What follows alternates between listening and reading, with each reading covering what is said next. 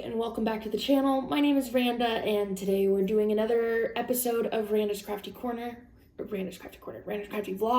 We're getting it started for the week.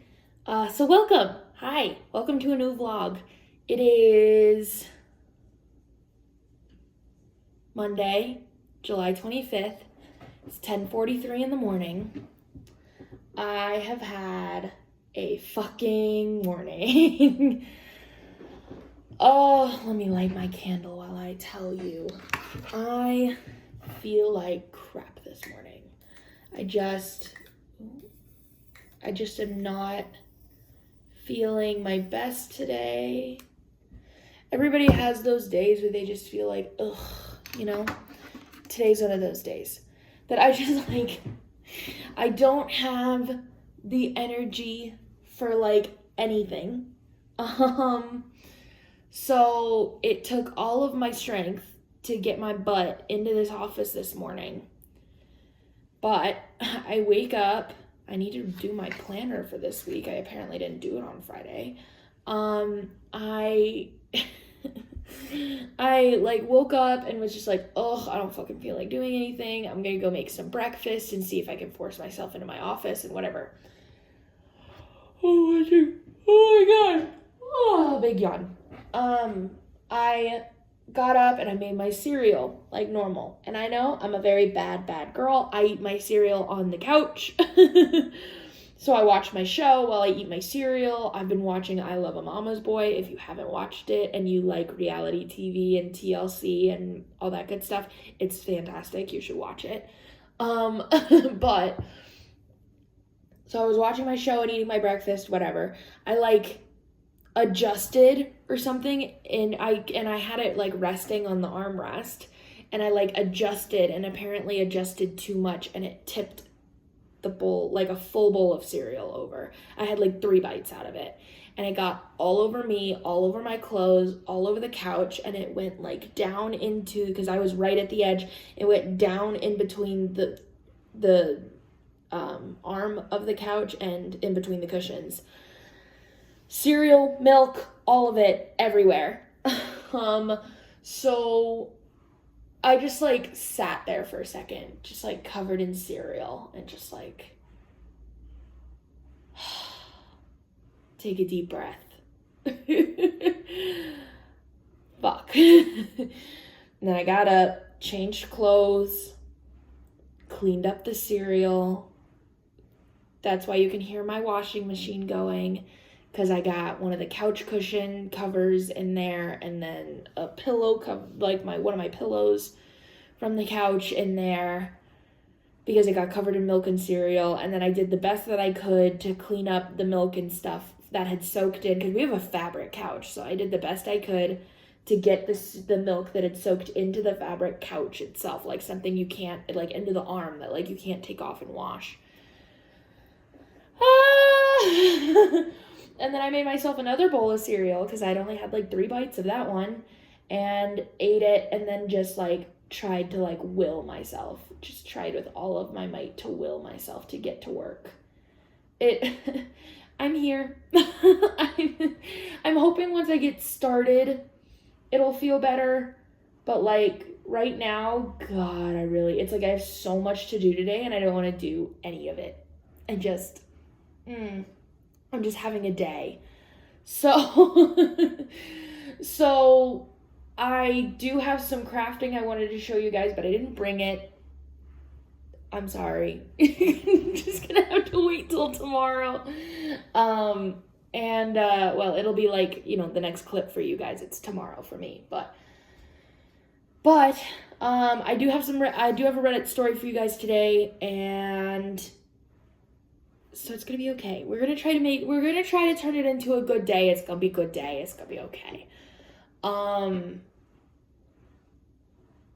What else did I want to tell you? This weekend was good. I went live with Christiane on Saturday, which was a ton of fun. And then I spent the rest of the day cleaning my house. And then on Sunday, Perry had a safety banquet for his work. And so I went with him. And it was it was funny because, so he's a shop foreman for a big trucking company. So he does repairs on like tractor trailers, and he's the shop foreman, so he's the boss. He's the boss man. And so we went, even though it was a safety banquet for like the drivers mostly, but we went to like to kind of like, show face and looks good on his bosses, because some of the higher ups were there and stuff like that. But it was really a banquet for the drivers, and there was going to be mostly drivers, and then some of the mechanics showed up from Perry's shop. The hell was that sound? Some of the mechanics from Perry's work showed up, and then we showed up, and then, whatever. But there were supposed to be like a ton of people. Like, I know they gathered prizes, they had a bunch of food, it was whatever. Like 5 people, 5 and like 3 drivers and like 2 or 3 mechanics, and then us or whatever like showed up. And some people like brought guests and stuff, so there were more than 5 people, but still, they told us there was supposed to be like at least 5 more drivers and their families, and then like there were a couple other mechanics that were supposed to show up and didn't, and like it was just, so they were like, well, I guess we'll just do it with you guys, because like you had to RSVP to this thing, so they had like RSVP'd and not showed up. So they had a whole table full of prizes and only like 5 of us. And so everybody ended up going home with like a shit ton of stuff. Like, we got a lunch bag for Perry. He got like 3 hats, a couple tool sets, a long sleeve t-shirt, and and something else I don't remember. He got a bunch of shit. And like a headlamp and like a whole bunch of crap. And his one of the mechanics that works under Perry got a TV. So it was interesting, to say the least. That it was kind of chill because there weren't that many people there, but it was also like, and we also, so just for being a guest there, I got a $15 Target gift card. And that was cool. It's like, just, as for like a thank you for being a guest and showing up to this thing. So I get to go to Target, which is going to be fun. And then Perry won, also on top of all of his prizes, he won a $50 Lowe's gift card, and then a $50 gift card to like Sap Bros, which I think is like a Love's type thing. It's like a trucker stop. And there's like literally the only one is in Colorado that we could find is like down by Parker. So like, I don't know when we're ever going to use that, but we'll figure it out. But the Lowe's one we used yesterday, that after the banquet, we went to Lowe's and got Perry a leaf blower. He was very excited. So that was a good time. And then we just spent the rest of the day like relaxing. So we sat and we watched a TV show. We started watching. He was like, babe, why did you pick this? But I got him to watch it with me. We started watching How to Build a Sex Room on Netflix. It's really good, actually. It's a whole entire show about how like an interior designer goes to these people's houses and designs these like sex rooms for them. And they like talk about kinks, and the couples like try to explore that kind of stuff to figure out what they might want in their sex room. And then they designed a sex room and they reveal the sex room. And some of it are like people who are already really kinky and want like a bondage room, and then there's some people who like are a couple who are, either used to very vanilla sex and want to like explore, or people who are just having a really like lull in their sex life right now in their marriage and are having a really hard time, and they just want like a bedroom makeover. And so some of them are like a sex room in the basement hidden behind like a bookcase. And some of them are like, just redo my bedroom to make it feel like it's a spa. I want to feel like we're on vacation. So then it like makes the mood and whatever.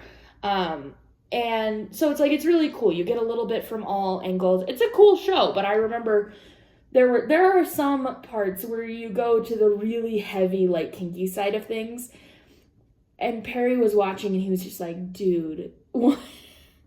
Like there was one scene where they took a couple to go see a dominatrix, and And they walk in, and there's a guy wearing a mask, like a full face, full head mask, and a ball gag in his mouth.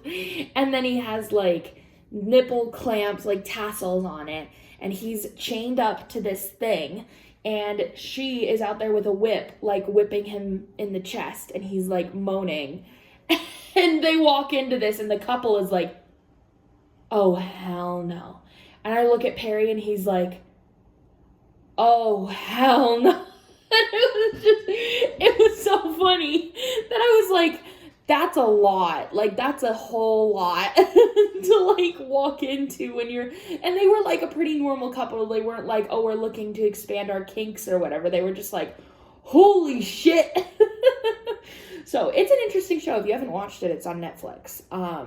It's really good. Anyway, enough talking about that.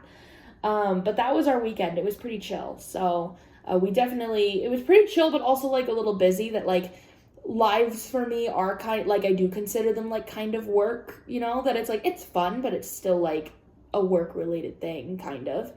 And then he had like his work banquet on Sunday. And so we were both like kind of working this weekend, and then, you know, we had to clean the house and whatever. So, next weekend we said we're definitely gonna have to like go to the lake, you know, like do something really fun. So we'll do that next weekend. But let's move on to the Reddit story, shall we? This is from, a subreddit called True Off My Chest. I'm pretty sure I've read, a subreddit story from here before. The community description of True Off My Chest is a place to get personal things off your chest, not for opinions, not for relationship advice, and not for preaching. So this subreddit is really used for like people just want to get something off their chest, and they don't need advice about it. They don't whatever. They just want to get it off their chest. So you're not really supposed to give advice in the comments, but I'm not going to be in the comments, so I might give some advice. Oh, and also before I start, just so you know, today is kind of a big day because we are releasing our washi tapes today, or I'm releasing my washi tapes today. So if you haven't seen them yet, these are going live today. I have a smiling avocado that you can't see very well.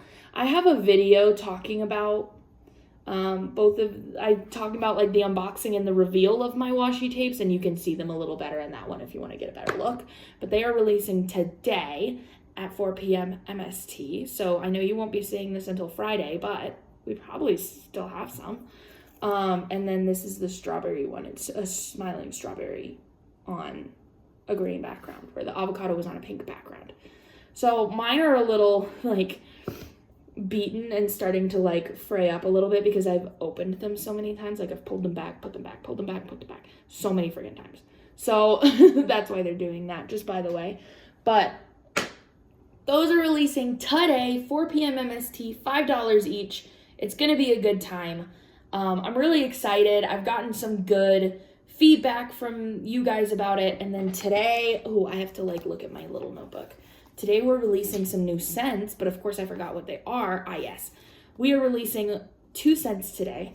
Orange Sickle is one of them, which is just so good.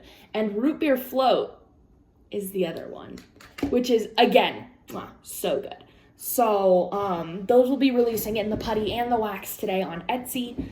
And then same with the washi tapes. They'll be on Etsy. So now let's get on to the Reddit story.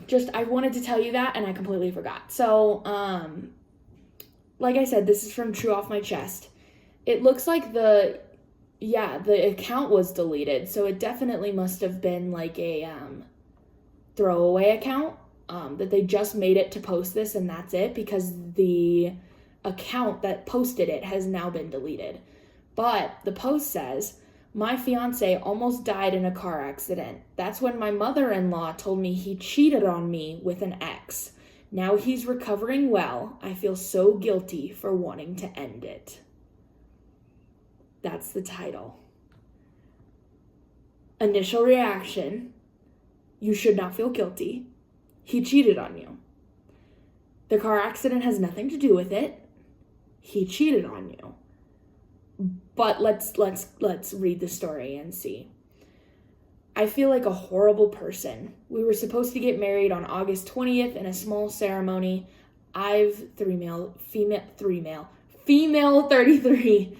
I've been with my fiance, male 34, for 6 years now, engaged for 1. The best years of my life. He's brilliant in every way, or so I thought. The accident happened 6 weeks ago. A drunk driver hit my fiance's car. I spent the worst night of my life in the hospital waiting for answers from the doctors, and he went through hours and hours of surgery. His parents and brothers were also there waiting. I've always loved his family and they me. His mother was one of my favorite people, and we get along really well. She was happy to have me as her first daughter-in-law. She's religious, and when my fiance was hovering between life and death, she was worried about his sins, so she told me that he cheated on me about 2 months ago with an ex he bumped into. So he cheated while they were engaged because she was worried about his sins. Okay. She explained that it was because of the wedding and the stress of planning it. What a great reason to cheat, planning your wedding. Apparently, I've been both stressed out and stressing him out. We had a weak moment. He had a weak moment. It was a one-time thing and he regretted it so much. He asked his parents for advice on what to do and they told him not to say anything. As long as he's remorseful and as long as it was me he wanted, he should forget about what he did and move on. His whole family knew. We'll come back to that because there's a lot of differing opinions on that. After the hospital, he moved back to his parents' house because we live in a flat without lifts, so without an elevator. I visit him every day. I haven't told him that I know, and his family's acting like nothing has changed. They're very happy he's doing better, and understandably so, and my presence by his side is very helpful according to him and his family. Now both fiance and his parents are talking about us being able to get married on the day we set after all. I feel awful because I don't want that. Our relationship was over the moment I found out about the cheating. I stayed because I loved, still do, him. And I wanted him to feel better. I couldn't break his heart while he's recovering. I also thought the wedding was postponed and that we would have more time for him to recover fully and be strong and independent again so I could leave with a clear conscience. That's not your problem. I tried to speak to his mom today, but she just started hyperventilating and kept telling me not to do this. She made a mistake by telling me and that I shouldn't take advantage of what she said in desperation to punish him and kill his spirits. He's still recovering and he needs me. It doesn't matter. That none of that fucking matters anyway.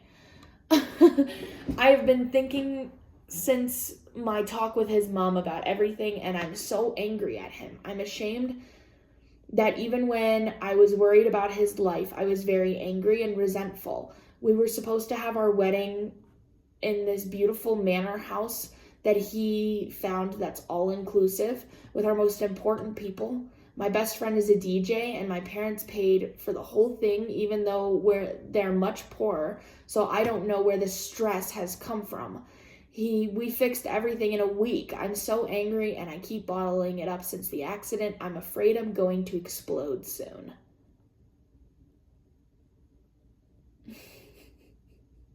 God, that's such a sad, hard situation. But she said it herself that it was over the minute our relationship, she says herself, I'll quote her, our relationship was over the minute I found out about the cheating. It was over for her. So the whole sticking around until he feels better, he has his family. It's not like he's all by himself. Like, his parents will still be taking care of him. It's not like he has nobody to take care of him. Like, get out. If you think the relationship is over, then you need to go and you need to heal. You need to go to therapy and take care of yourself. Ay. Sorry, I'm very thirsty.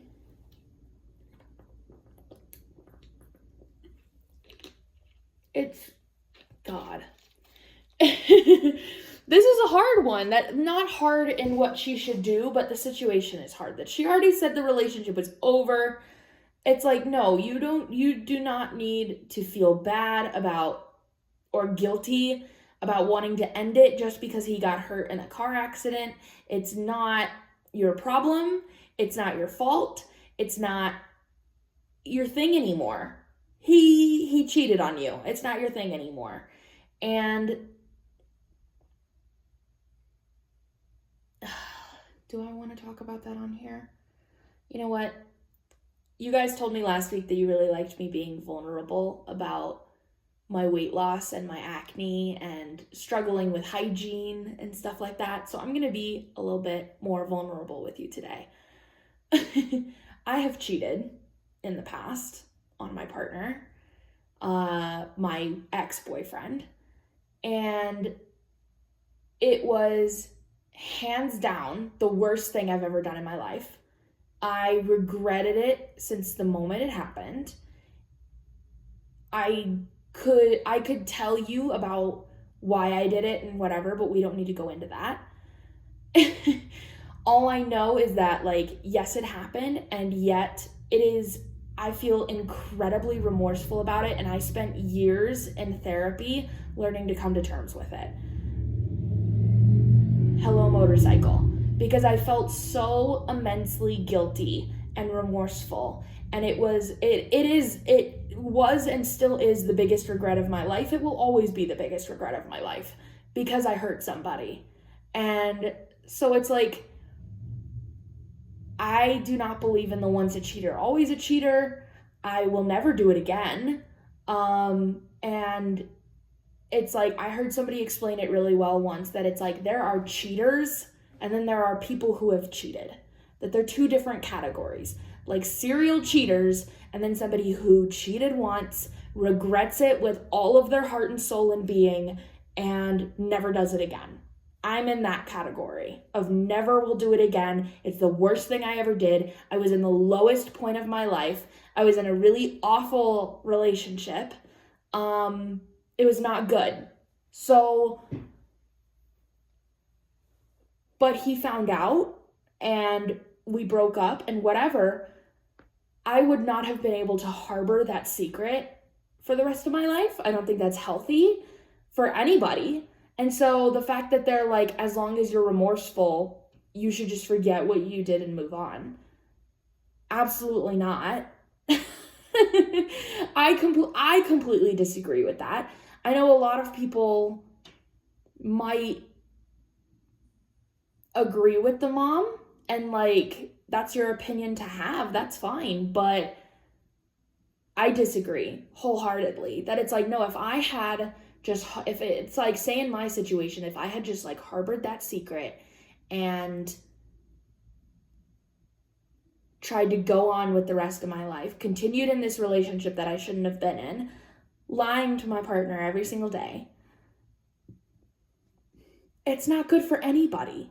It's not good for him. It's not good for me. It's not good for anything. Plus, I really needed to get out of that relationship, and I wasn't strong enough to. So I don't want to say that it was like a good thing that it happened. No, it was not a good thing, but it was best for everybody that the relationship ended. And so cheating doesn't happen in a vacuum, in my opinion. That there was something missing in his current relationship. And so maybe it's for the best. That's what I'm going to say about that. So I think it's bullshit that the next part where she said, God, what was it? She made a mistake by telling me, and that I shouldn't take advantage of what she said in desperation to punish him and kill his spirit. It doesn't matter. He cheated. He broke betrayal. He broke trust. This is not like, don't use it against him. He did it. He did the thing. Use what against him? Like, I think she's being a little crazy, and I think this girl needs to run. Anyway, please don't roast me in the comments for for sharing my story. I'm not proud of it. It's really hard to share. So please don't fucking roast me in the comments. Thanks. Anyway, let's read the top comment. The top comment quotes what OP said and said, "So I don't even know where the stress has come from." And they respond to that and say, "That's because there was no stress. It was just a lame excuse to give his parents, and they bought it hook, line, and sinker and are now making you out to be the bad guy. They are a manipulative bunch, and you will be well rid of them." I completely agree. Next comment says, "I was thinking that. The mom literally thought her son was going to die with the cheating on his conscience, so she told OP, probably hoping OP would be so worried that she would just forgive him. I really think her motivation was religious." Yes, she said it was religious. Like the guy was going to die, get to the pearly gates, and be denied entry because of the cheating. But if mom could convince the GF to forgive him, then St. Peter's couldn't have much else to say, right? I really think mom was trying to do his final confession for him so he would have a squeaky clean soul when he reached heaven. That's exactly what was happening, because somebody said, "Dude literally went, quote, 'Mommy, I accidentally led with my dick. Please feel bad for me about this,' end quote." And mom went, "Yeah, that makes sense." Nothing on this earth could just justify cheating. Maybe a random person, but an ex? That's so much deeper betrayal. Leave him, OP. You have nothing to feel bad about. He does. She has nothing to feel bad about. Correct. He does. Correct. All of that is accurate. Yeah, all of the comments are very supportive of her and telling her to walk away and whatever. It's like very, very good. Oh, yeah, and this one has like a crap ton of awards, and it says, "A very popular saying Redditors use applies here. Never set yourself on fire to keep someone warm." Correct. Never set yourself on fire to keep someone warm. Do not do it.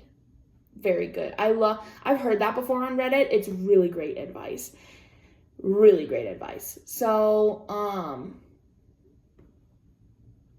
yeah, and somebody else brings it up in the comments lower too. But like, I can't see if there's an update or anything because literally the account was deleted. So it really was just to get this off her chest and run.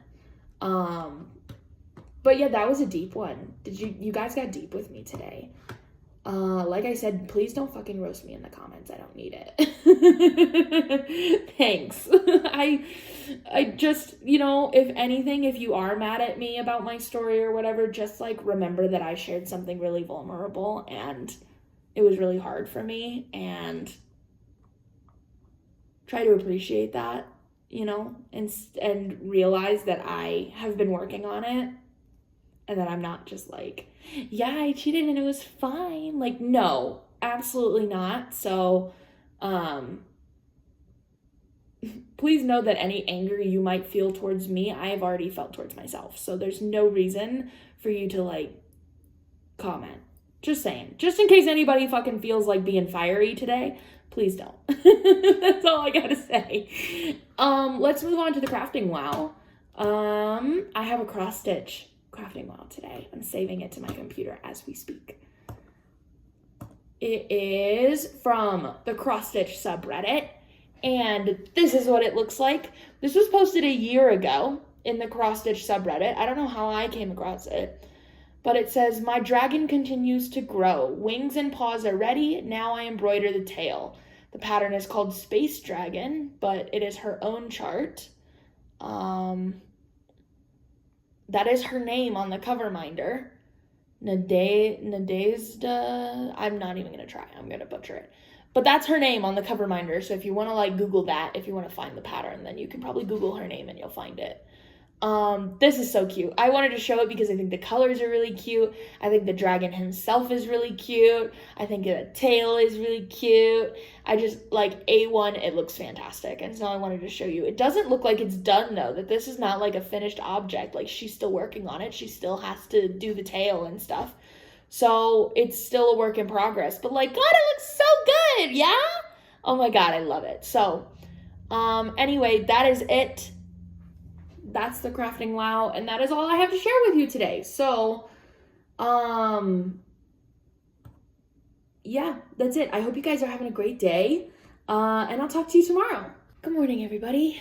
I don't know what is going on with me this week, but I am not in the fucking mood for anything. It is Wednesday, July 27th. It is 10 a.m. I did not film a clip yesterday like I intended on because I woke up and before going to therapy, I didn't fucking feel like it. And then when I got home from therapy, it was Tuesdays are payday. So I was doing a bunch of payroll math bullshit. So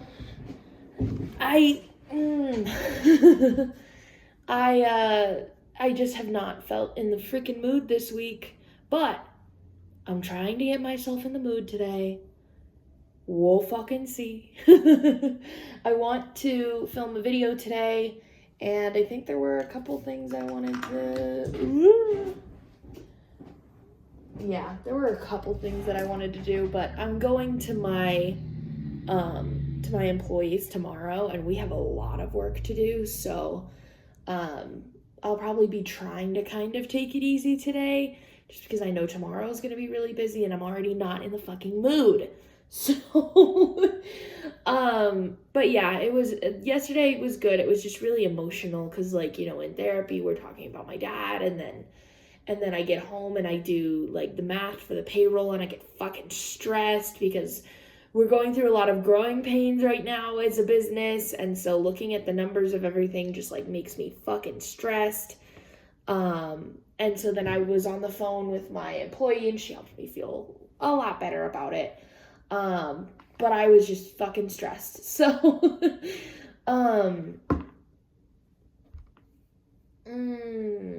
yeah, I don't know what's going on with me this week.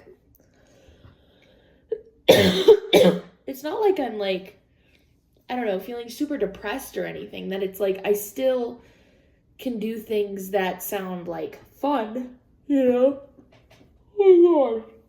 But I just don't fucking feel like working. You know what I mean? So, fuck. I'm hoping I get some of my mojo back. And I wonder if it's because I'm so stressed about the financial situation when it comes to my business, that it's like, maybe that's why I'm feeling like super unmotivated, but that's like not gonna fucking help anything. So I need to stay motivated. But that's about it. I don't think I had anything else I wanted to tell you guys. I did just find out yesterday that next week, I think it's Friday through Monday or Thursday through Monday or something like that, Perry and I will be going to Chicago to visit his parents. So that will be happening next week. So, that's what I need to do today is I need a sticky note. I need to call the place where we board Ash, and see if they can take her next weekend.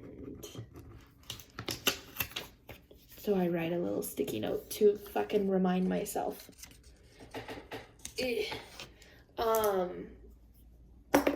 But that'll be fun. So Ollie always stays home. He has like an automatic feeder. And so he's fine for a couple of days by himself. In fact, he enjoys it. So he'll just be here at the house with his automatic feeder, and I might have either my mom or maybe one of the neighbors or something check in on him.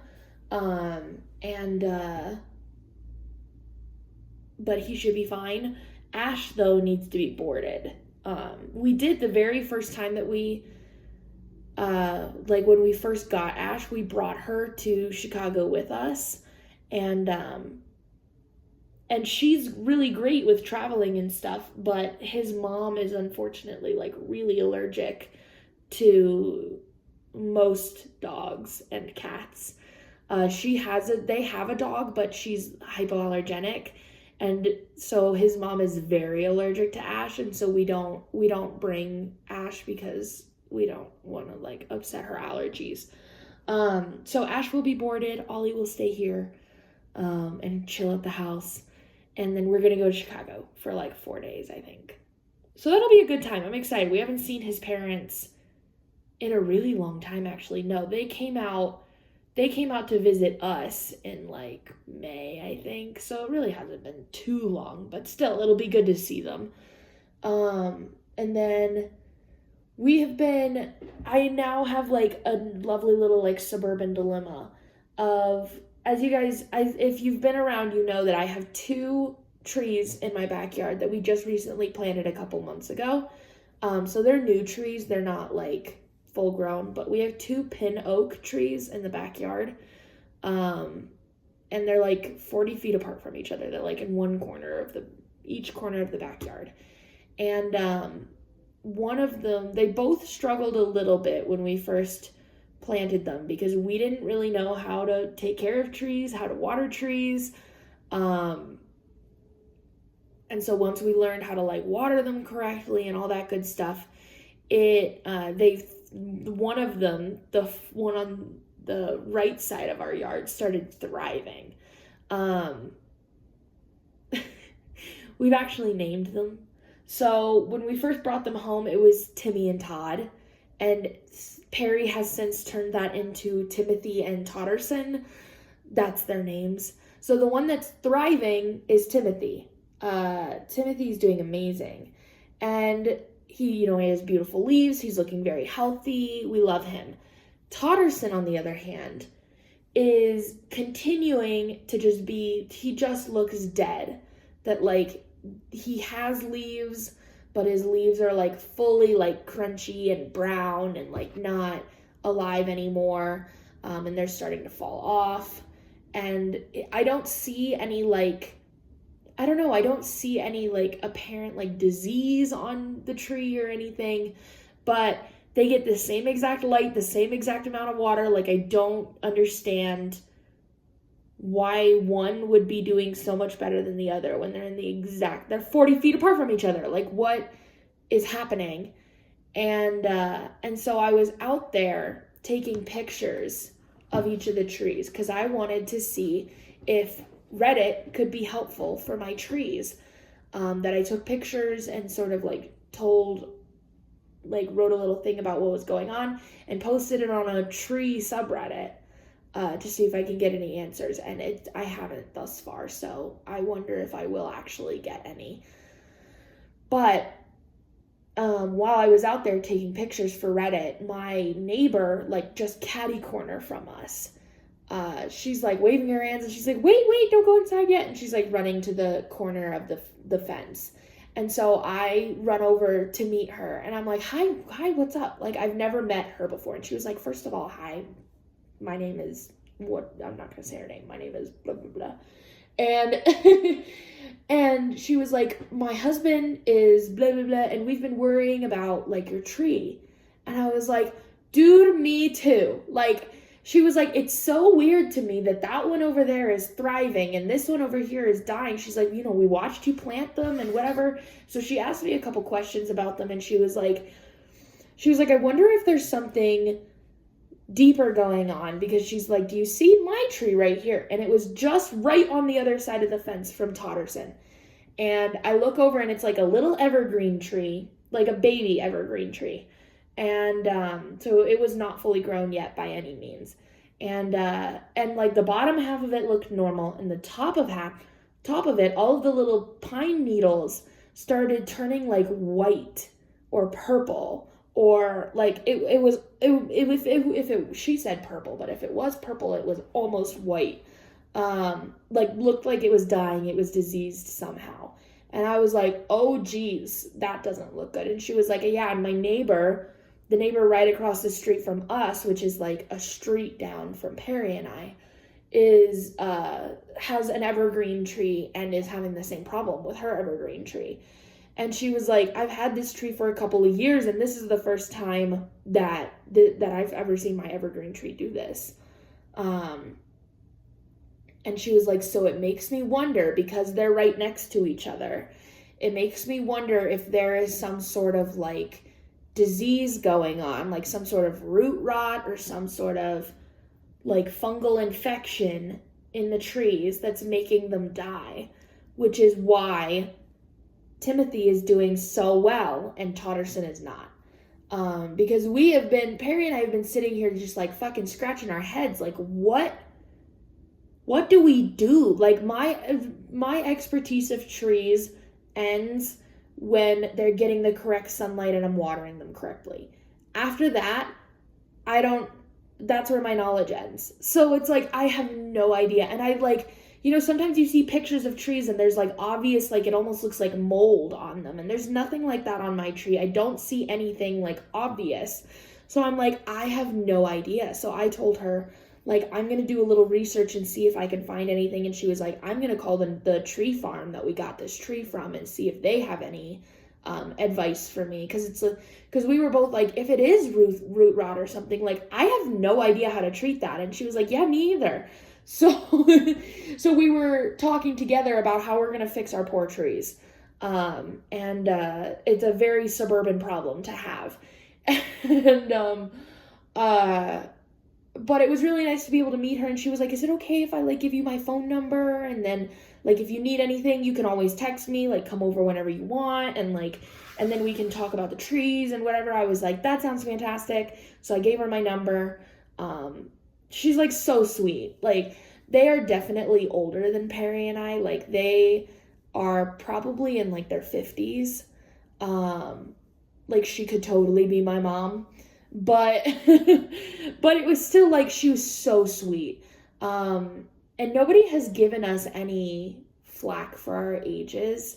I mean, I guess I don't know why they would, because technically being a homeowner so young is an accomplishment, but it is like, a part of me was wondering that like that people wouldn't like believe we were the homeowners and stuff, and like everybody's been really nice. So even though they're all much older than us. So, like, it's okay. And, but still, she was, like, so nice. It was so good to meet her. But I haven't gotten any answers about my trees so far, so I really don't know what to do. I guess I'll try to do more research and figure out, like, maybe I need to Google, like, what does a fungal infection look like on a tree? How can you tell? What does root rot look like on a tree? Like, how do you tell? You can see if anything sparks anything, because otherwise I have no fucking idea. Yeah, that's about it. Yeah. So, let me catch you up on some crafting, because I haven't showed you in like days. So I have a lot to catch you up on. I'm going to start with my diamond painting. Hold on, yeah. So here's where I'm at currently. Is I did like these couple of sections with the dragon's head, and then now I'm at the tiger. I don't know if I've shown you this before. I might have. I honestly don't remember the last time I worked on this. So this might be exactly where you saw it last time, but it looks so good. So that's going really well. I haven't worked on my diamond painting in a couple days, I don't think, because I've just been enjoying my stitching and have also been busy doing other things. So, I haven't worked on that yet, but hopefully I'll work on it soon. Maybe I'll work on it today. I don't know. We'll see. And then my stitching, which is where all the progress is look at how far I've come. So I literally could not tell you where I was the last time I showed this to you. I finished filling in this like little fence thing right here or whatever. And then I did this bird, and I started to like come down on this side. You can see right here is where the page ends. So this is the corner of the next page. And so I did this right here that says St. Peter's. I did the butterfly. I did ABC and filled it all in with green. And then I did all of this stuff, and I've been filling it in with blue, which is the water. The next step is that there's like a little house down here and stuff that I need to do, and then continue filling it in with green. And then this little path continues on down this way, and I need to keep working on that as well. But it's going by a little bit slowly but surely, just because this is all like solid stitching. And so it's taking a long time, but I think it looks so good. I think it's coming along quite swimmingly. So yeah, that's fun.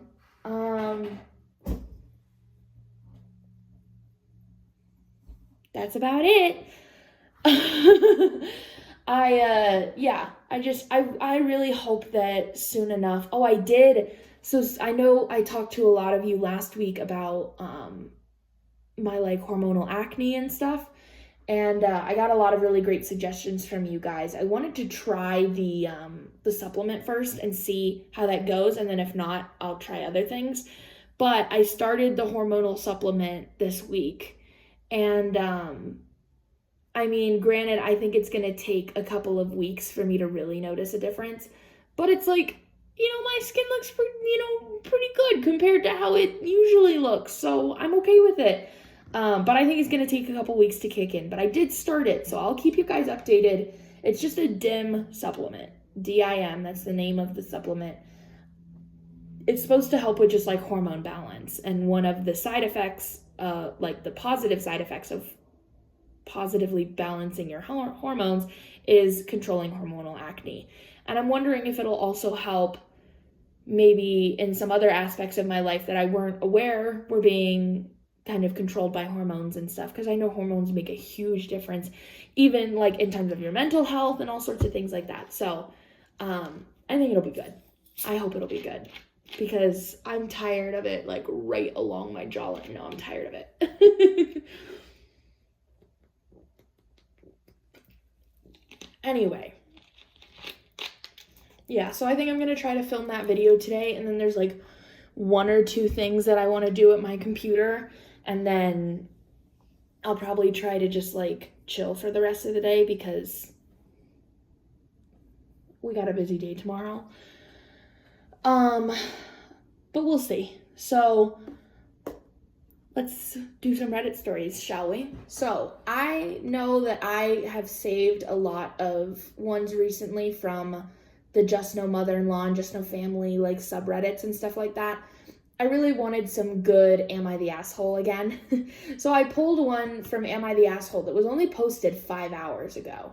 So, and it already has like a couple of awards and a really good amount of upvotes. So like I'm hoping it's going to be good.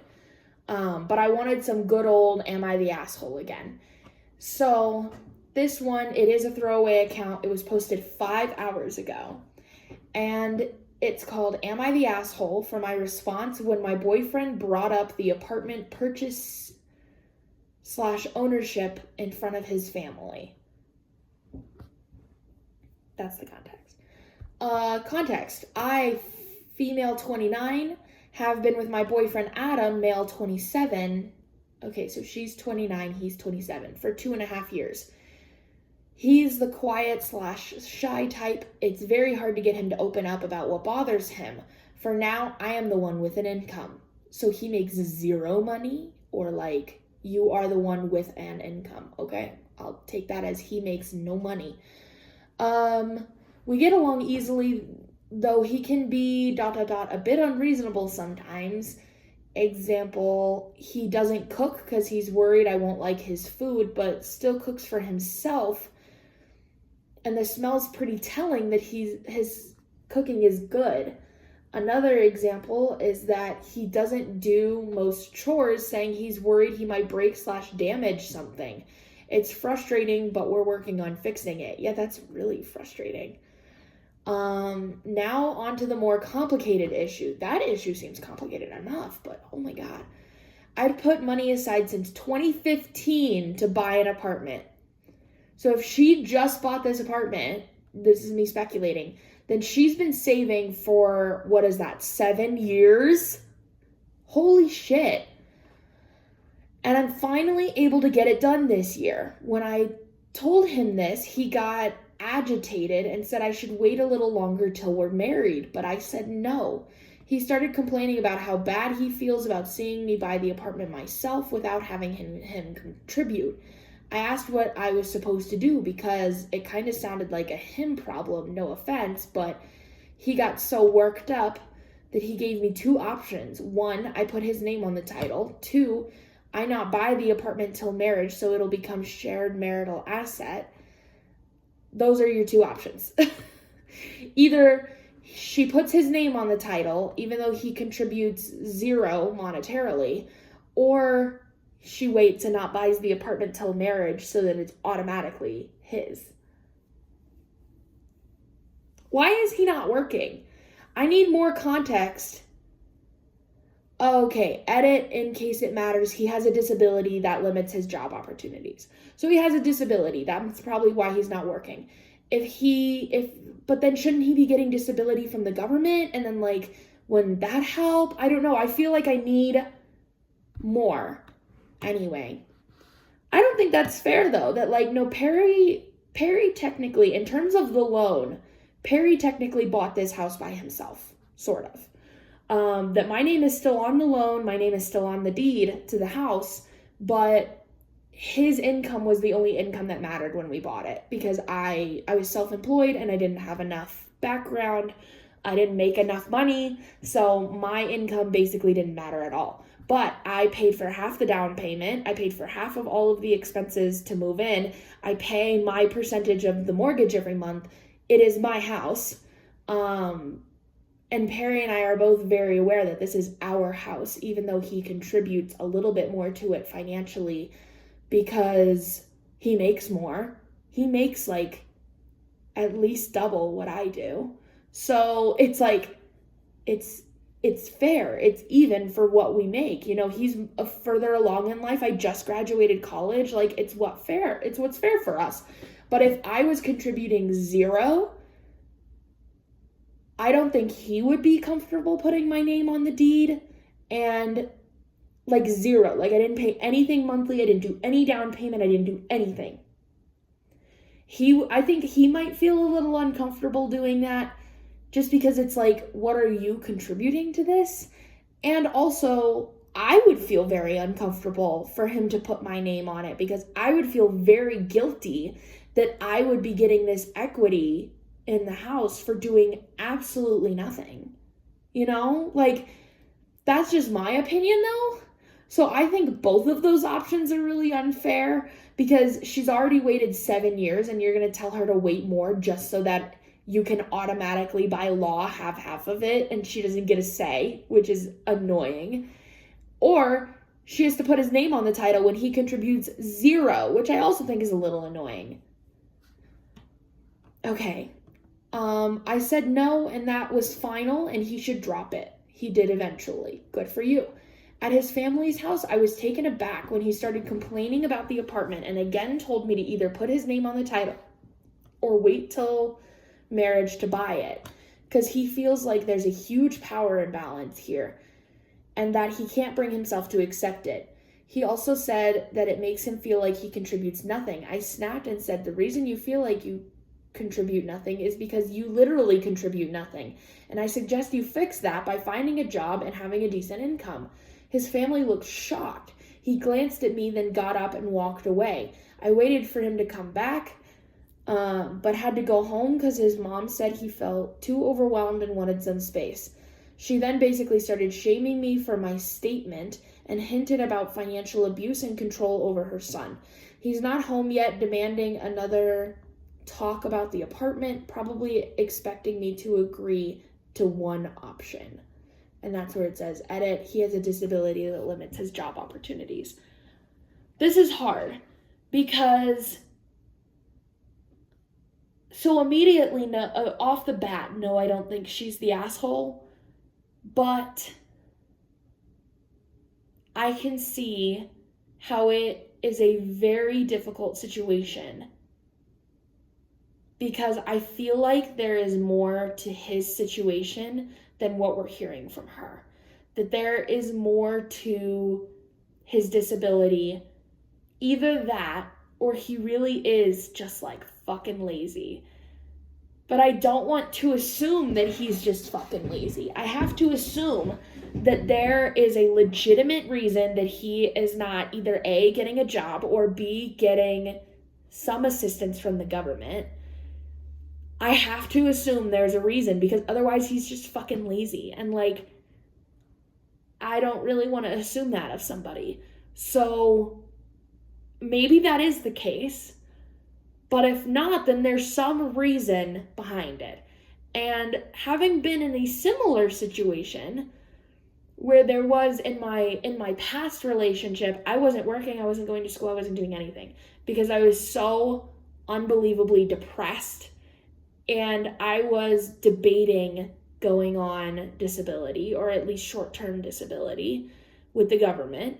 And my mom was helping me pay bills. So it's like I wasn't contributing, but my mom was helping me pay for things, and I was still trying to go, do I do disability so I can get my own income, or do I continue trying to work on my mental health so that I can get a job and can whatever? I was still trying to figure out how to fix things. And there's no mention of him trying to figure out how to get a job, that his options are either put me on the title or wait till we get married. So it sounds like, and it doesn't say anything about there being any help from his parents. It sounds like she is paying for their rent, their electric, their food, their everything for the two of them. And that she has been saving for this apartment for 7 years. So it's like, no, you're not the asshole, but I bet there, if what I'm assuming is true, and that there's a logical reason as to why he's not working and whatever, that there is a huge amount of, like when he talks about the power imbalance, like I bet there's a huge amount of feeling less than, feeling not good enough, feeling guilty, feeling ashamed on his end of things. Because sometimes it's something that even I struggle with with Perry and I. The fact that like, even though I technically have a full-time job, like this business is my full-time job, I still make a portion of what Perry makes. Like I said, he makes at least twice what I do. He makes at least double what I do.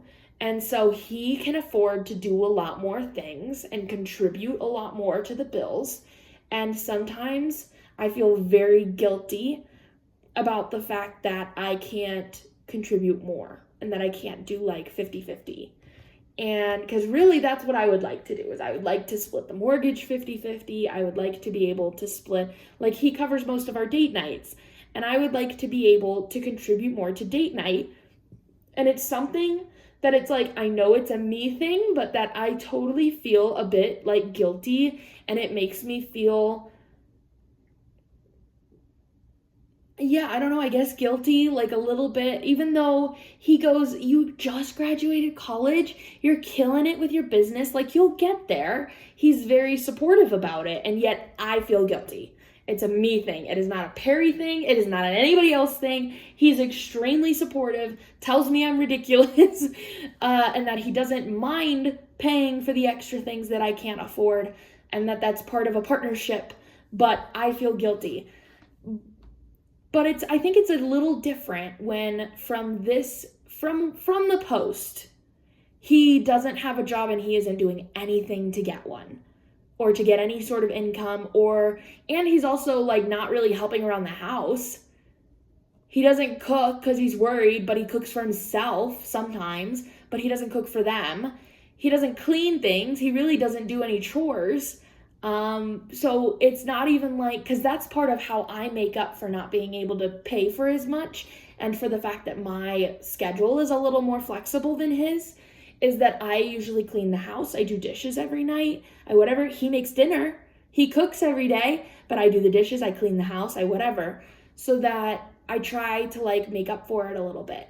And if there's like phone calls that need to be made, like I said, like calling to get Ash boarded, that's something that I do instead of him. It's part of how I make up for the fact that I like pay less monetarily and that my job gives me a little more freedom. If I had like a really rigid schedule, kind of like he does, then it might be different, but I don't. So it's just like, I definitely don't think she's trying to like financially abuse him. I think she's going, he's not contributing, he's not cooking, he's not cleaning, he's not contributing financially. So why does it need to become my problem? Let's see what the comments say. But I need a fucking drink.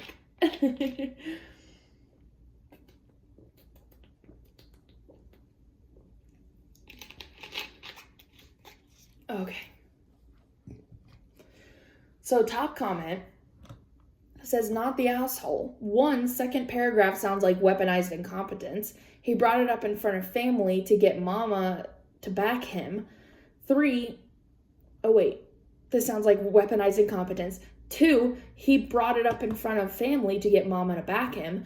3, he sounds like a bit of a leech, to be honest. 4, for what reason does he want his name on the title if he hasn't put any money into it? That's what I was saying. And somebody responded to that and said the answer to 4 is so that he can break up with her, force the sale, and get money out of it. He doesn't have a job, so that would be his only way of getting any money.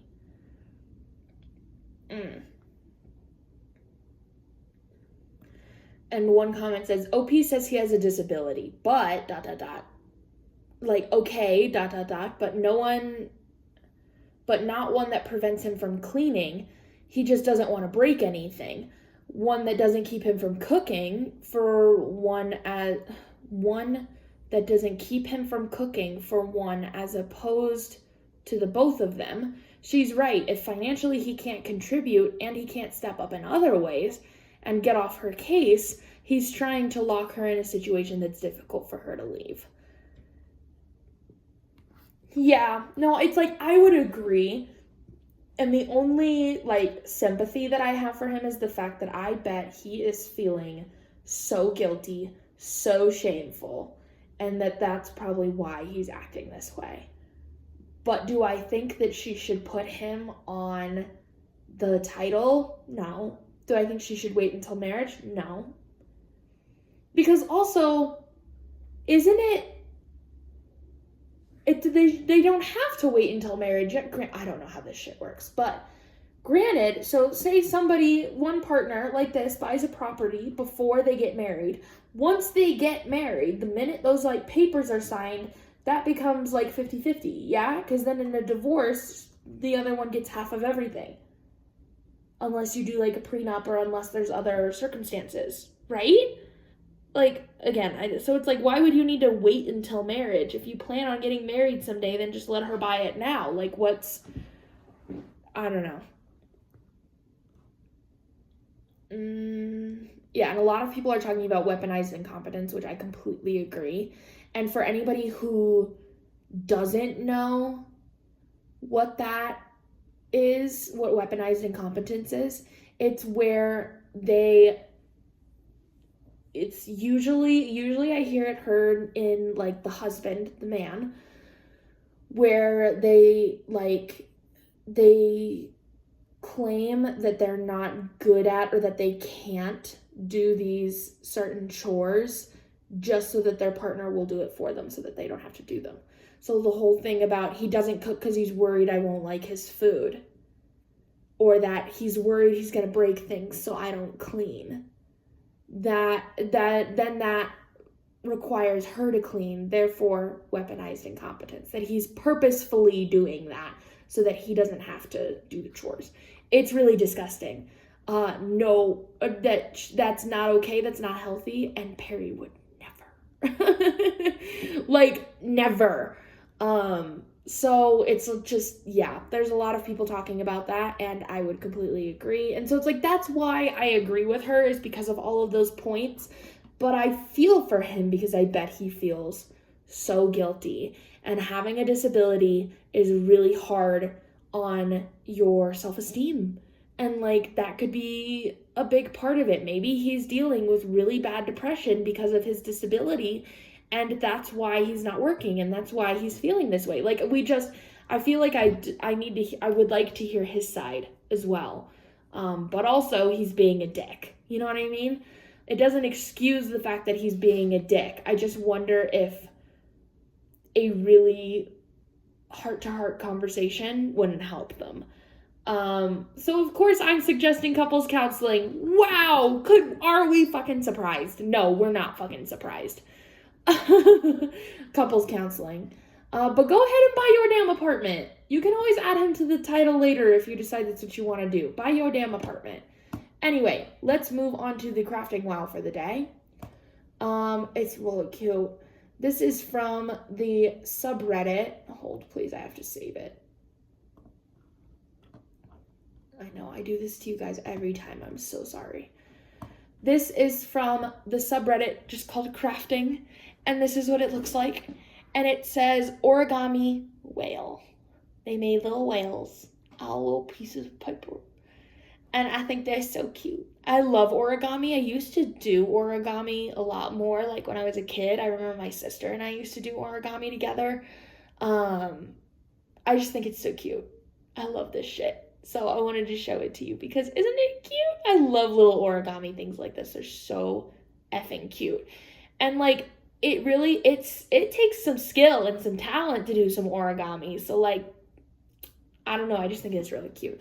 Anyway, very short one today. Just wanted to show you that. But that's it.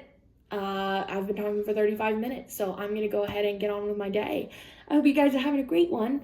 I'll see you tomorrow. Hello, everybody.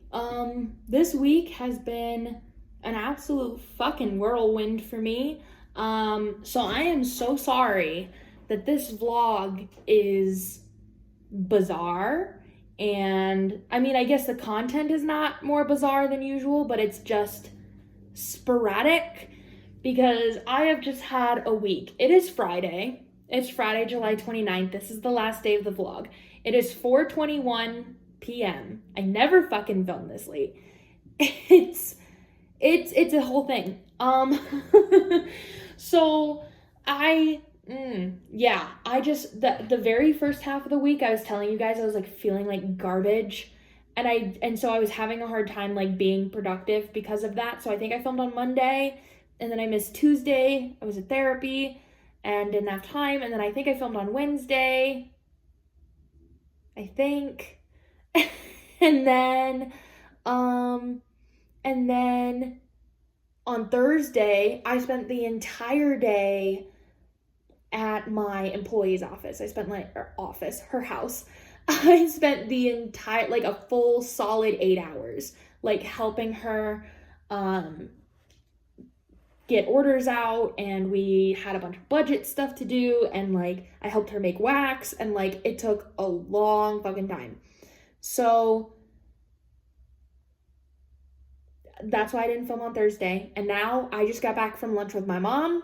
It is Friday afternoon, and here we are. So I don't have any of my crafting progress to show you. I'm like all over the place. So I apologize if this is your first time coming to the vlog. They're not usually this fucking sporadic. I usually am pretty good about every day, but this week it wasn't happening. Next week will also be a little weird as well. I might have to do a couple like longer clips than usual because I will be gone Thursday and Friday of next week. We are leaving on Thursday morning for Chicago to visit Perry's family. So I'll only be in office Monday, Tuesday, Wednesday. So it's going to be kind of a weird week next week as well, but I'll try to like make up for it. It's going to be a lot. But anyway, I feel a lot better now. I feel less tired. I got so much stuff to do. There's so much going on. The business is just busy as ever, which is good. I would prefer to be busy as fucking crap than like sitting around and wishing that I was getting orders and wishing that I was doing collabs and wishing that I was, I'm a sponsor for a couple different events right now. I have a couple really big orders going on.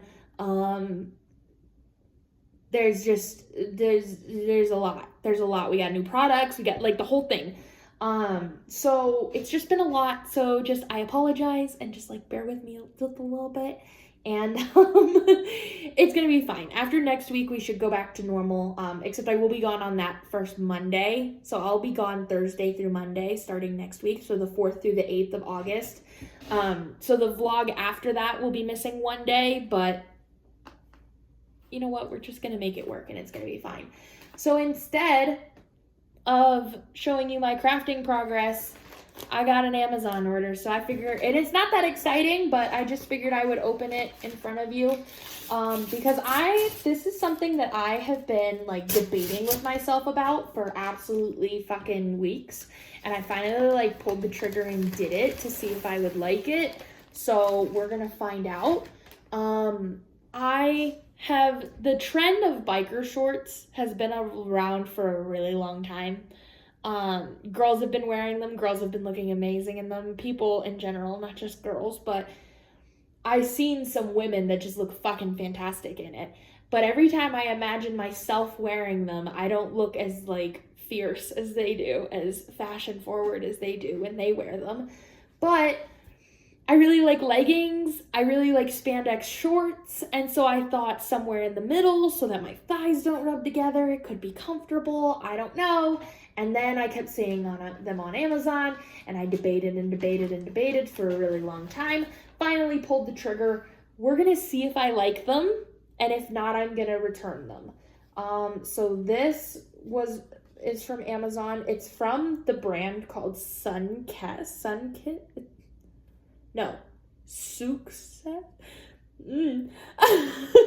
gonna fucking butcher that one.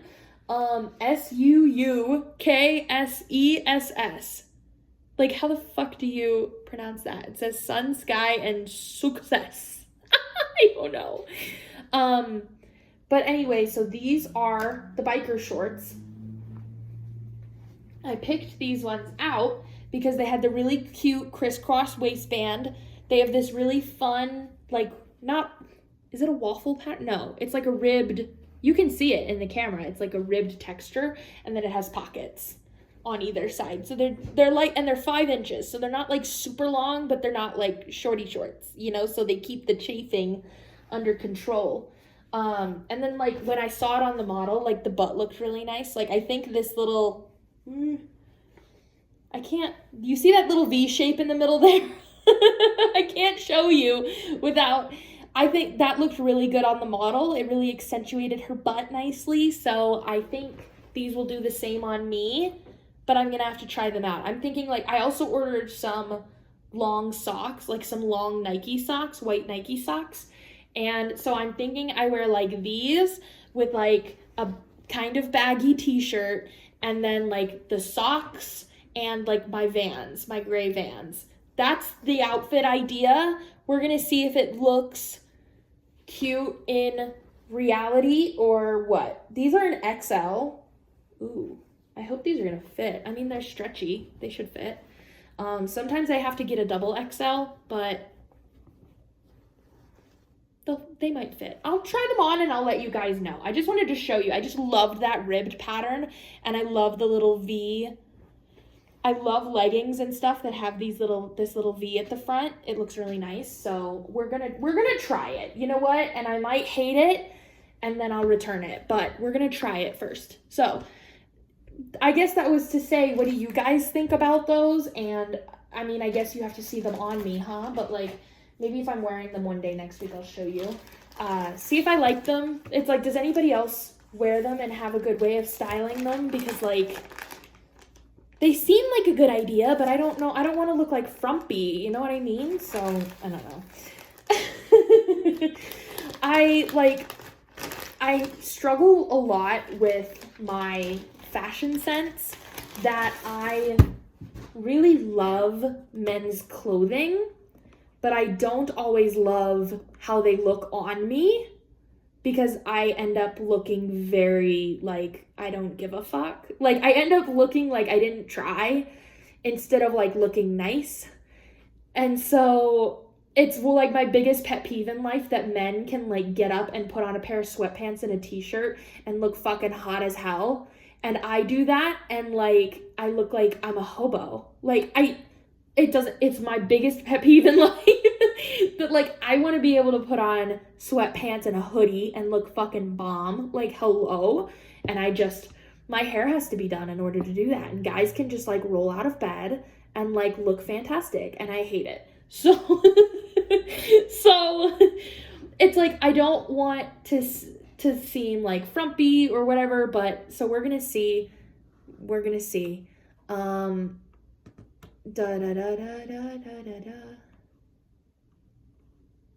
This seems like a lot. No, I don't want to read this one. We're gonna find a new one because this looks like a lot. Let's find an Am I the... I pulled up a Reddit story, but I don't like it. So we're going to Am I the Asshole, and we're picking a story. All right, this one has a lot of awards. So let's see. And it was only posted 7 hours ago. So let's see what it says. We're going to do that. So like I said, I'll let you know. And if you guys have any tips for how to like style these to make them not look frumpy and to make them look nice and whatever, then like let me know. They seem like a really nice material. Like they don't look like see-through at all. They look pretty squat proof. Like when I'm stretching them over they look pretty freaking squat proof. So it's a really nice material, and these weren't that expensive. I think they were like at the most $20. I think they were like 16 or something, which isn't too bad. So for how nice of a material this seems like, and I really like the ribbed. We'll see how I feel about them. But I like to wear more boyish clothes and yet still look feminine. It's a struggle every fucking day, I tell you what. So it's like, I don't know, this was sort of my idea of like comfy, yet maybe feminine, yet maybe athleisure, yet, I don't fucking know. We're gonna figure it out. If you guys have any suggestions for me in my biker shorts journey, you just fucking let me know. I don't have a ton of time today. I got so much to do, so let's do the Reddit story.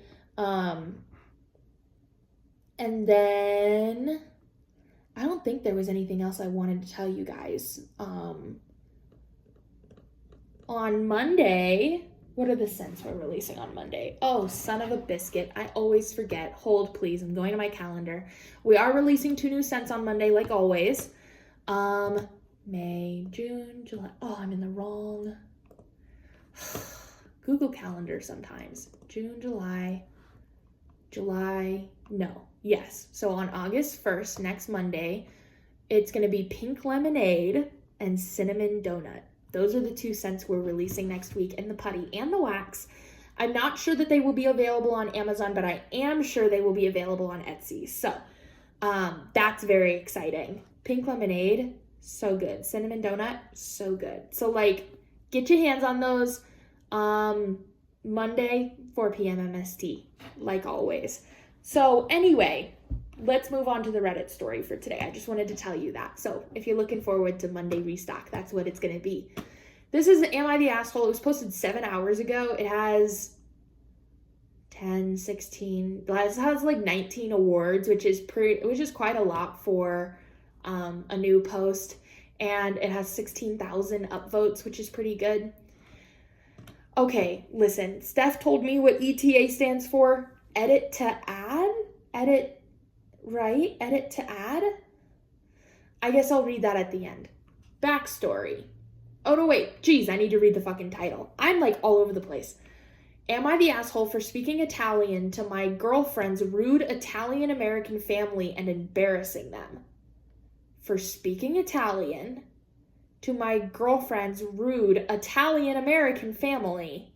So you're speaking Italian to an Italian family. Do they not speak Italian? I need more. And embarrassing them. Embarrassing them because they don't know Italian. Backstory. Due to my dad's job, we lived in Italy for 3 years when I was younger, so I speak Italian almost fluently. It's been a while, so I've lost some. Funny story, one of my biggest flexes in life, it's not, the whole circumstance, but I've never fully been fluent in a language. I took French for 3 years in high school, and I was almost fluent by my 3rd year, but then lost it all because I never got to use French ever again after I graduated high school. And same thing with sign language. I know some sign language, but I was in classes for a while and got close to, not fluent, but being able to have like a really good conversation. And then pretty much lost it all, never was able to use it again. I still know the basics of sign language, but not, enough to really have a conversation. But the closest I've ever gotten to being truly fluent in a language was I had my high school boyfriend. We were long distance for like 2 years. We were together for a while. And he grew up in Belgium. And so he grew up, English is his first language, but they also spoke Dutch in the house, and he spoke Dutch in school. And so he and his whole family were fluent in Dutch. And so they taught me Dutch. So even though I've never been to a Dutch speaking country, I've never met anybody else in my life who speaks Dutch. I used to speak Dutch to him and his family. And so I was almost fluent. We were together for a long time. I was almost fluent in Dutch. And it was really cool. It was like I started dreaming in Dutch. That's how close I got. And I've lost pretty much all of it. I can remember like 2 or 3 words. And maybe if I heard somebody speaking Dutch, I would get it, but I can't speak it. But I got really, really close.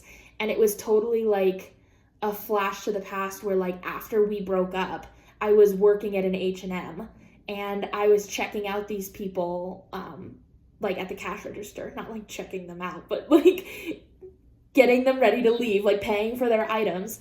And they started speaking Dutch to each other. And they were talking about how like the shirt was orange and that it looked really cool. And I understood every single word that they said as if they were speaking English. And this was like a year after we broke up. And I went, oh my God, they were speaking Dutch. And it like was a whole like all of the like knowledge like fled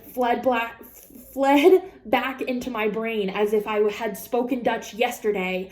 And it was a cool moment. So that's the closest I've ever gotten to being fluent in a language.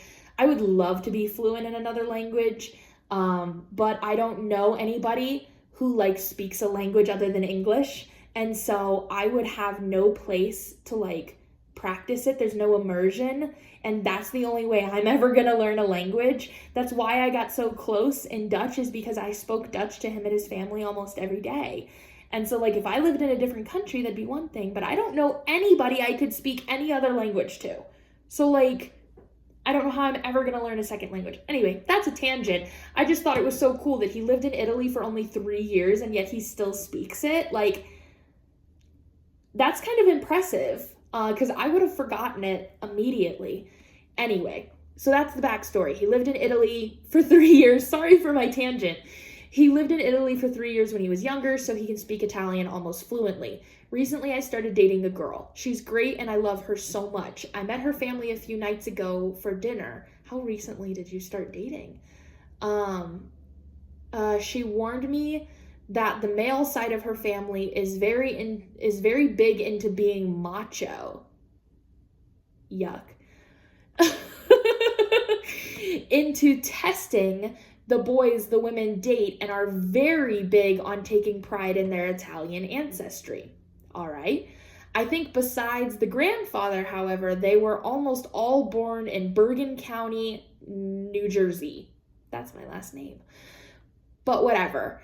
It's nice to take pride in one's heritage. Cool. Long story short, at dinner, they kept making jokes at my expense. I honestly would not call it bullying, just things about my height, beard, shaved head. I would call that bullying, but I'm sensitive as shit, so I don't know. They tried making fun of my IT job, but stopped once I told them my income. Fuckers. It was overall not a bad experience, but a not so pleasant one. Anyways, her older brother kept pushing things, giving me exceptional amounts of shit for playing lacrosse in high school. Apparently it's a sport for prissy rich kids and not manly like football or baseball. Oh, get fucked. Ay caramba. He ended his rant by saying, hey, we're just a big Italian family. We're loud and tell it how we see it. Ha ha ha ha ha. and all of the family except my girlfriend laughed. So I, for the next minute, responded to everything they said in Italian. Oh, bitch. Oh, I love this story. My girlfriend buried her head in shame. The grandfather laughed and everyone else kept looking at each other confused before telling me they didn't speak Italian. I replied, then don't use your Italian heritage as an excuse to behave poorly when you can't even speak the language. This is the best, like, malicious compliance or whatever that I've ever seen in my life. I fucking love this story. They got mad, but the grandfather told them I was right and to be quiet. Good on the grandfather. I wonder, so the grandfather must speak Italian, yeah? He must. My girlfriend isn't mad, just ashamed. I think the grandfather likes me, but word from my girlfriend's sister is that all the men are furious, think that I'm a smartass and I disrespected them in their masculinity in an unforgivable way. So, am I the asshole? No, you're not the fucking asshole. Okay, listen. I am not about, like, I am so non-confrontational that I would never even dream of doing anything like this. But I fucking love it. That it's like, maybe you're the asshole, maybe. But if anything, you're a justified asshole. Because they were being mean to you. They were giving you shit. And so it's like, they say we're a big Italian family, we're loud and we're proud about it. And so he goes, fucking says like ceviche and maybe a few other Italian words. I don't fucking know how to speak Italian. And and they're like, crickets. It's fucking hilarious. Like, good on him for kind of like, he was kind of like putting them in their place and like they deserved that. I don't know. I'm not, and it's not like he trashed on their heritage and said like, yeah, well, being Italian is fucking stupid. And like, if that was his comeback, then that would be dumb. But he simply was just speaking in Italian. Okay, well then I guess if he had simply spoken Italian and that was it, I would say 100% not the asshole. The only thing that might is the sentence that he replied to with, where they were confused and told him they didn't speak Italian. I think he wouldn't have been the asshole if he just like shrugged his shoulders and moved on. But what he did say is, then don't use your Italian heritage as an excuse to behave poorly when you can't even speak the language. Because that's what they were saying. They were saying, we're just a big Italian family, we're loud, and we tell it how we see it. So they were using their Italian heritage as a reason for like bullying this poor man. So everything he said is right, but I can see how that is very confrontational and how that could have caused a problem. But I'm not mad at him at all. I'm glad the girlfriend's not mad. I'm glad the grandfather was telling everybody to shut up. I don't think the girlfriend has any reason to be ashamed, except for the fact that she should be ashamed of her family for being fucking dicks to this guy. Like, hello? Like, that's ridiculous. And so the ETA, the edit to add, there may be some confusion as to my girlfriend's reaction. She was ashamed her family dug so deep into me, not about my response. Okay, that's what I was thinking. After wanting to die for the next 48 hours, she agreed I did the right thing and that it was funny. Perfect.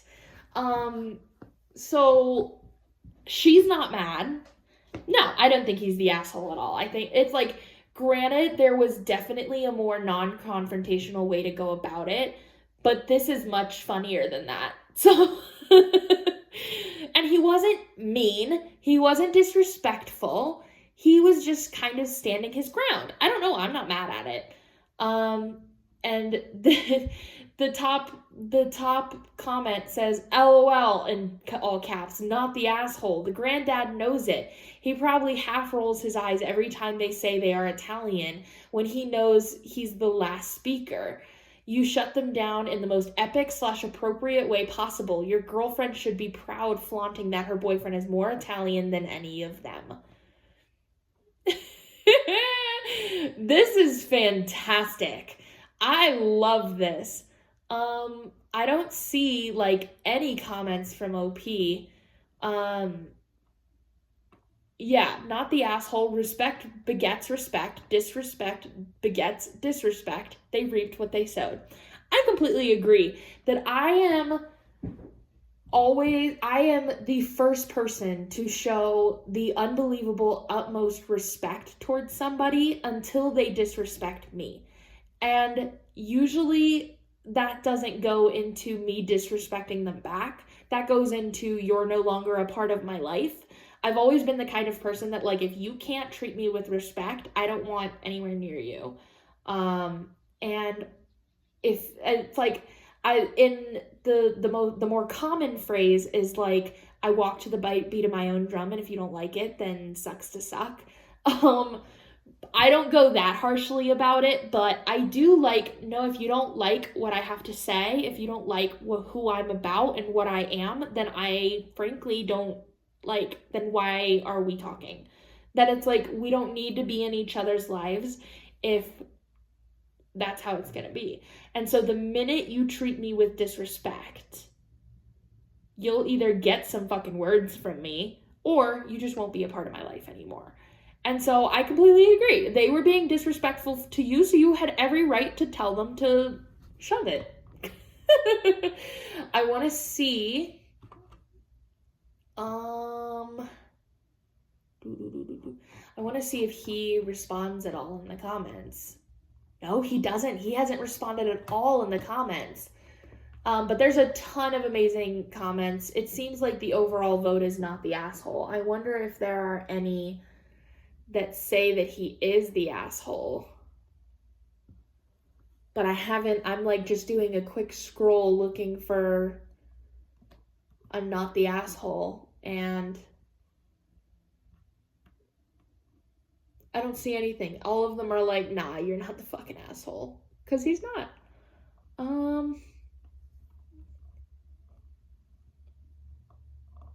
Yeah. It's the same thing that, like, I guess it's a little far removed, but so my great-grandfather, either great-grandfather or great-great-grandfather, was 100% Cherokee Indian, like Native American. And would you fucking guess by looking at me? 100% no. I'm like the pastiest white bitch in all of the world. But I am technically 1/16 Cherokee. So it's like, I know nothing about the culture. I've never lived anywhere in that kind of stuff. It's like me going to like a fucking Indian reserve and being like, I'm 1/16 Indian. Like, so I get to use it as an excuse for why I should get a Native American discount. Like, no! I don't know nothing about nothing. So the fact that they're like, oh, we're Italian, so we say it how it is. Get fucked. Absolutely get wrecked. Like, yeah, I don't see anybody saying at all that he was being the asshole. And there's hundreds of comments. Let me scroll all the way back up. There are 1.3 thousand comments. So there's a lot. So that was a good one. That gave me a good laugh. I really liked that. I love stories like that. It fucking cracks me up. Anyway. Yeah. Okay, anyway, let's do the crafting wow for today. And it's more origami! Look at them! This is in the subreddit called Crafting. And it just says, cute origami bird. Look at those little burbs. Look at those little babies. Oh my goodness, they almost look like penguins, but not quite. They're just cute little burbs. Look at them burbs. Oh my goodness, they're so good. I just like origami. I don't have much to say about it other than I just fucking like it, and that's why I'm showing you. Because come on, that's fucking cute, and that takes some fucking skill. That's it. So, that's all I have for you today.